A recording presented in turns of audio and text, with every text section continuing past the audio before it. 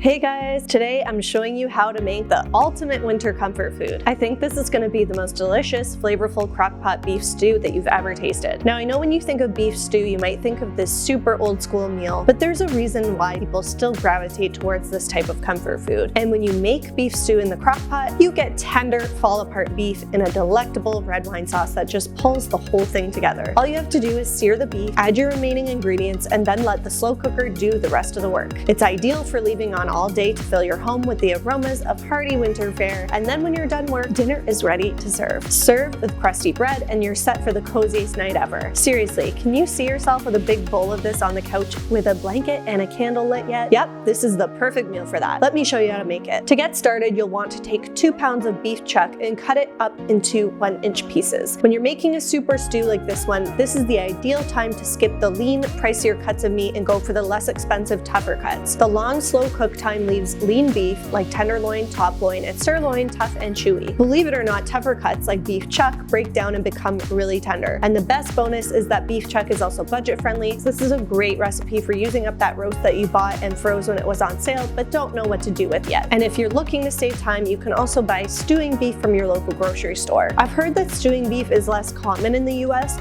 but in Canada and particularly in Toronto where I live, it's a super common thing to find at the store, but it just saves you that extra little bit of having to cut it all up. As you can see, I'm using stewing beef in this recipe, otherwise I'd get you some footage of me cutting up all this meat. So once you have your beef picked out and ready to go, you're going to add it to a large skillet over high heat, then season right away with salt and pepper. You want high heat to just get a nice sear on the beef and really start to get those juices filling the pan. You won't be searing it for long, only about 3 to 4 minutes or so until you have that nice brown outside and some juices in the pan. If you're worried about the beef sticking, you can add some olive oil to the pan, but I find that beef chuck tends to have enough fat on its own so it doesn't stick to your skillet as much. Now, you don't have to sear your beef in advance, but I highly recommend it if you have the time because that is what is going to bring out more flavor in the sauce. Browning the meat beforehand will add a great layer of flavor and texture to the final dish, so really try not to skip this important step. Before you add your seared beef to your slow cooker, you will want to grease it with 1 tablespoon of butter. I find that butter adds more to the flavor, but if you don't have any on hand, you can also use olive oil or cooking spray. You just want to ensure that the beef will not stick to the crock pot or burn. So add your seared beef to the crock pot and then start to add in the rest of the ingredients. This is a great slow cooker dump recipe where you just add everything, then press start and let the slow cooker do its thing. You're going to add the beef, then coat the beef in 2 tablespoons of flour so that the sauce has a chance to thicken. I like to gently toss the beef in flour so that it gets coated in it, and then you can avoid lumps of flour forming in the sauce this way. If you can't use flour, you can use the same amount of cornstarch instead as a thickener. From there, you'll add your spices to the beef, so 1 teaspoon of dried thyme, 1 teaspoon of rosemary, and 1 teaspoon of Italian seasoning. Next, add 4 cloves of garlic followed by 1 tablespoon of Worcestershire sauce. I believe that's how you say it, please don't come for me on this. The same amount of tomato paste or balsamic vinegar also works in place of the Worcestershire, but I recommend Worcestershire because it sucks to buy a whole can of tomato paste and only use 1 tablespoon of it, and balsamic does have more of a distinctive flavor, and that will change the flavorings a bit in this recipe. You basically just want a little hit of something acidic to brighten the flavor of the stew. After you add that W sauce, add 1 diced yellow onion. You can feel free to use shallots, red or white onion here in place of the yellow onion. Any onion will work. Next, you'll add 2 stalks of celery and 1 large carrot or 2 small carrots. These vegetables are great aromatics and will add more flavor to the stew. You'll notice that in the end, I add a bag of mixed frozen vegetables which also contain carrot, but adding in a fresh carrot with the celery and onion will help you develop those deeper flavors you're used to with a stew. Plus, carrots are super nutritious and a staple in stew,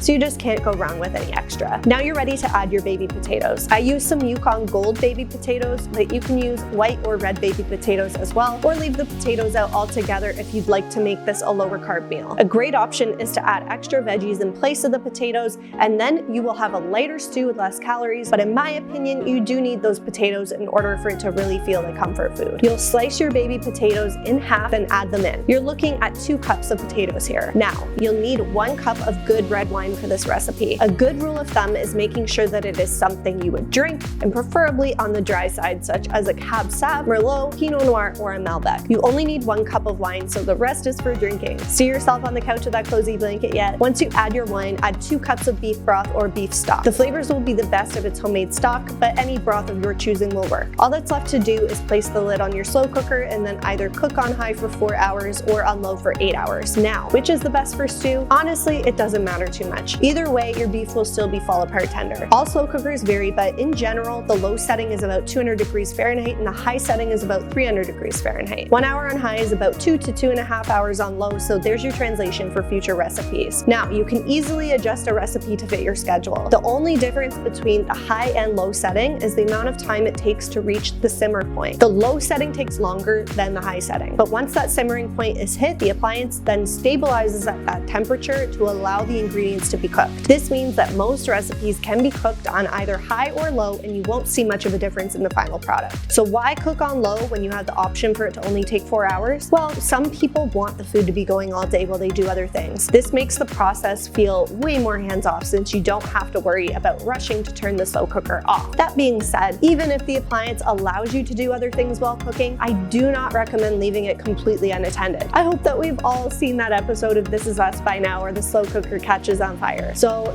don't leave the house or sleep while trying to cook something. The odds of something happening are extremely slim, but you never know. Now, you'll want to remember to add your frozen vegetables in the last hour of cook time. I don't have you add them in at the beginning because they'll overcook, so be sure to add them in during the last hour of cooking. Once your stew is done cooking, you'll stir in 2 tablespoons of parsley, then serve in large bowls and garnish with more parsley if desired. The fresh herbs at the end are totally optional, but it's worth that extra little flavor pop if you have parsley on hand. Even fresh basil, rosemary, or thyme would be nice here. Serve this beef stew with a side of crusty bread and you have the best night ahead of you. You can store the leftovers up to 5 days in the fridge, and whatever you won't be able to eat in that time, you can also freeze up to 3 months. So this recipe, as usual, is also perfect for meal prep. Now, if you're looking for the full recipe and storing, reheating, and freezing instructions, head on over to the blog. I've linked to it below this video. I've also linked to some more delicious crock pot meals that make the perfect winter comfort food. If you enjoyed this video, be sure to subscribe to my channel. I'll continue hitting you with the best meal prep ideas possible. Can't wait to see you in the next video.